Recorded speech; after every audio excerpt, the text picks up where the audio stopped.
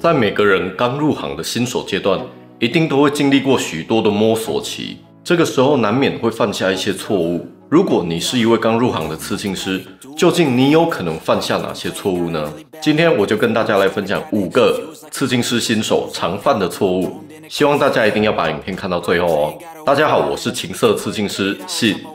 从这个礼拜开始，我的频道新设了一个系列，叫做我不是教你刺青。那主要呢是分享我从我创业这一段时间以来一路走来我的心路历程，来分享给大家，希望对于刚入行的你有一定的帮助。如果你还不认识我，请容我自我介绍一下，我是台中情色刺青的主理人阿信。这几年在追求自我成长的过程当中，我也得到一些宝贵的经验。从今天开始，我将会把我这些宝贵的经验分享给大家，希望可以有效的减短你们在学习上面所需要花费的时间以及金钱。接下来我们进入主题，究竟有什么是刺青新手常犯的错误呢？第一点，没有确实做好卫生安全。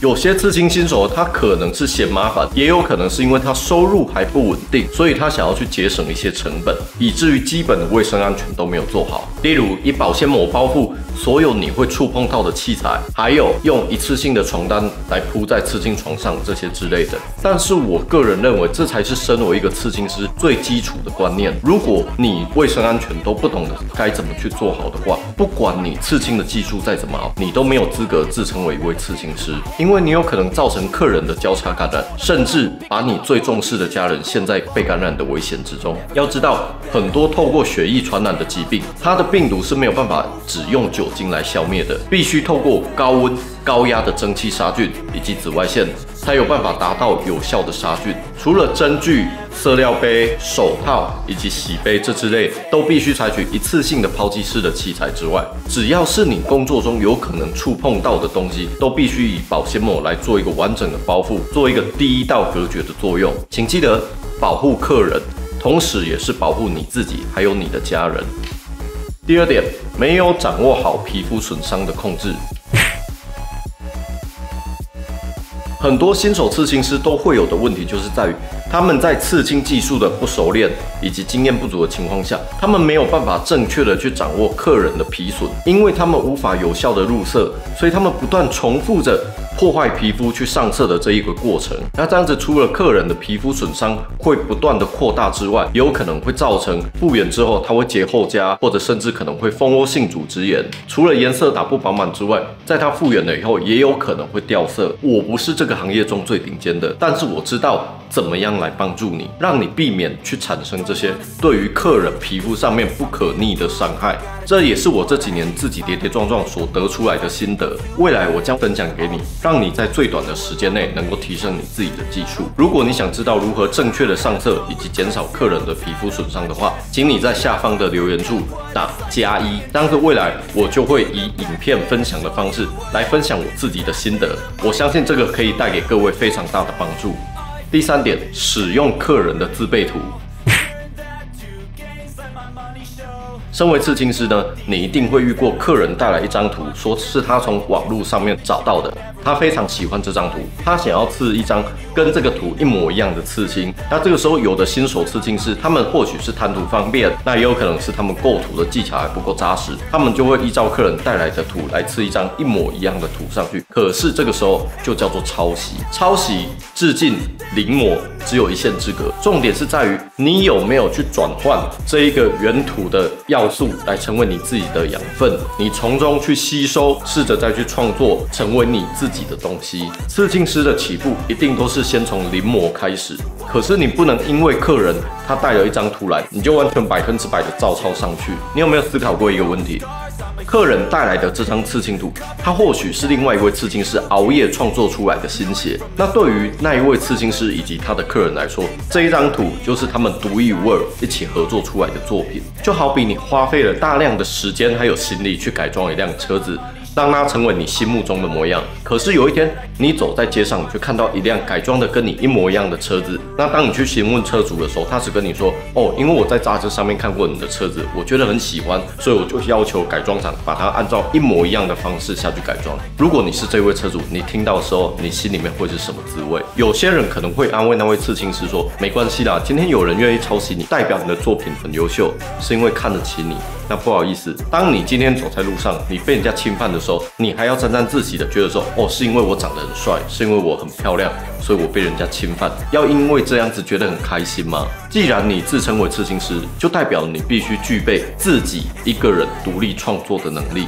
但是，请你骄傲的顶着刺青师的头衔，创作一幅属于你跟你的客人的作品。第4点，滥用促销活动。刚开始从事刺青的朋友，或许没有固定的收入。那在你们还没有建立一个基本的客群还有口碑之前，往往面对的都会是一个入不敷出的一个情况。就我自己个人的经验，还有其他同业的分享，这一段时间大概为期会是3年左右。也就是说，在你刚创业的前3年，你面临的可能是你下个礼拜你就要缴店租了，你就要缴贷款了，可是你身上没有钱。那这个时候，你可能就会选择来推出一个刺青促销活动，试着将你的技术变现。这不是不能做的事情，这也不代表你的行为是不正确的。可是次数千万不能太频繁。当你想要用低廉的价格来吸引客人的时候，请记得一句话：因为价格而来的客人，也会因为价格而离开你。面对生活的压力，有时候我们都有我们不得不去做出的抉择。只是如果你的客人把你的技术跟作品和廉价画上等号的时候，他们就知道你的底线并不高，未来他们就可能以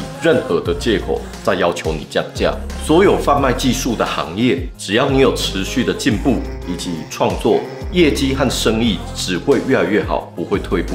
所以你要做的就是努力学习，然后咬牙撑下去。在我周遭认识的很多刺青师，在他们工作收入还不稳定的时候，他们会选择白天的时候他们出去找另外一份工作，晚上的时候他们再来继续刺青。优惠活动可以推出，但是千万不要变成常态，否则会形成一个恶性循环。这个恶性循环是什么呢？就是你因为收入不稳定而推出促销活动，客人因为低廉的价格而来，但是你却因为低廉的价格，你没有办法投注你100%的心力去创作一个非常满意的作品。那当客人得到这个你自己并不满意的作品的时候，他连带的他也没有办法给你太过正面的评价，而真正优质的那些客户又因为你不高不低的评价而不来找你刺青，所以导致你下个月的生意也不好，你又必须周而复始的推出优惠的活动。可是最惨的事情还没有来，最惨的事情就是当你发现你陷入这个恶性循环之后，你想要把价格恢复到你可以100%投注心力创作作品的这个价格区间带的时候，你发现原本因为低廉价格而来的那些客人，连他们都不来了。那同时你又会发现另外一件事情，就是你只要促销过一次，你只要降价过一次，你的价格就很难再拉得回去。那当生意不稳定，刚开始起步的时候，究竟应该要怎么做呢？在未来我会拍成影片来跟大家分享我自己的心得。第5点，买了一大堆你没有办法发挥性能的机器。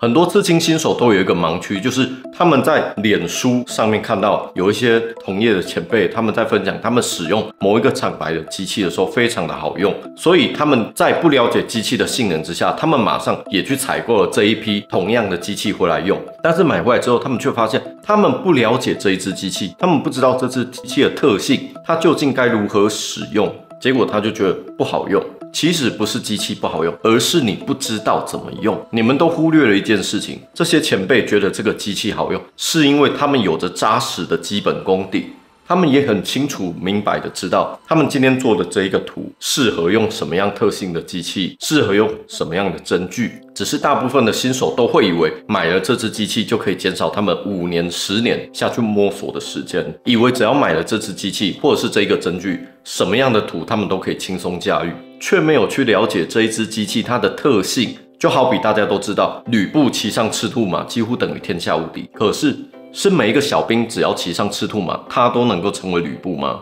你必须了解你的钱花在哪里。每一只机器都有它的特性以及它的专长，不管是线圈机、马达机、笔形机，都有它不同的调性，以及它适合去创作什么样的刺青。一把机器少则几千块，多则几万元，那都是你的血汗钱。好的机器搭上对的技法，可以让你事半功倍。可是如果你不去认识它，你就会觉得不好用。事实上，这些你看到的同业前辈，你给他们拿3000块的机器，跟拿3万元的机器，他们做出来的成品水准其实不会相差太多。原因在于他们跟机器之间的互相了解。未来如果有机会，我也会非常乐意跟大家分享这样子的主题。说到这边，我再帮大家整理一次今天的重点。第一点，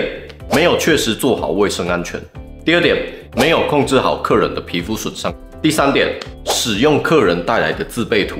第四点，滥用促销活动；第五点，买了一堆你不了解性能的机器。不管你今天是一位刚入行的刺青师，还是你已经从事一段时间的刺青师，如果你曾经犯过这5点其中一个错误，请你在底下留言处告诉我，你从中获得什么样的宝贵经验。你以为影片到这边就结束了吗？并没有，因为你真的把这一部影片认真的看到最后，所以我决定送给你一个小彩蛋。在这里我分享一个实用的小技巧来作为奖励，因为我看到你的坚持，还有你想要改变自己的努力。那么今天要送给大家就是关于割线的小技巧。你有没有发现，当你在割原7、原9、原11以上的粗线的时候，你割出来的线它都是虚的，它没有办法有效的上色。那么我们究竟该如何改善这样的情况呢？请你先思考一个问题：刺青是透过针尖突破皮肤，将墨水带入皮下，并且把墨水留在皮下之后，针尖再抽出来的一个循环。那如果说你今天机器的速度过快，没有办法有效的留墨在皮下的时候，就会造成割出来的线不均匀的情况。请你回想一下，当你发现你的线割不均匀的时候，你下意识做的第一件事情是什么？我猜应该是你会尝试的去把电源供应器的电压再调高。你认为把机器的转速调高了以后，你就有办法有效的上色。那我接下来再猜，当你把电压调高以后，你发现是不是越来越难上色了？这就印证了我刚刚所说的，当你下一次再割出线，你发现你没有办法有效的均匀上色的时候，请你不要把电压调高，这个时候你应该反过来把电压调低一点，并且把你割线的时候，你的手速脱衣的速度再放慢一点，让针尖能够在一定的时间之内有效的去突破皮肤，并且把墨水留在皮下。当你这样做之后，是不是你割的粗线的确有得到改善呢？如果还是没有得到改善的话，也请你在留言处告诉我，让我帮助你一起找出问题。今天分享了5个新手刺青师常犯的错误，以及1个只有认真看完影片的你才会获得的小彩蛋。感谢大家今天花时间来看完这部影片。你有任何的心得以及想法，还有问题的话，都可以在底下留言区来告诉我。我每一则都会认真看完，而且我每一则我都会用心的回复。我是情色刺青师信，通一下子帅一辈子。我们下次见，拜。